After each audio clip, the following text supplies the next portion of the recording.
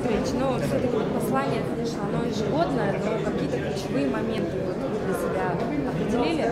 Ну, ключевые моменты – это переход экономики республики на проектное управление. В принципе, мы у себя на нашем предприятии Сахамедиа уже к этой модели вплотную подошли. То есть у нас создаются уже проектные группы, которые отрабатывают те или иные ключевые темы, связанные с информированием населения о происходящем.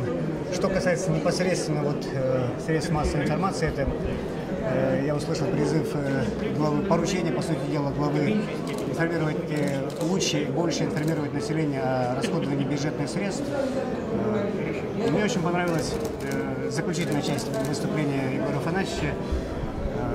Она была очень такая эмоциональная, где глава республики призвал людей, сообщества, бизнес-сообщества, чиновников объединяться для достижения стоящих перед республикой задач, поменьше тратить время на какие-то склоки, сплетни, и в едином, так сказать, порыве идти к светлому будущему республики, для чего и разработана стратегия 2030, и для чего мы все работаем.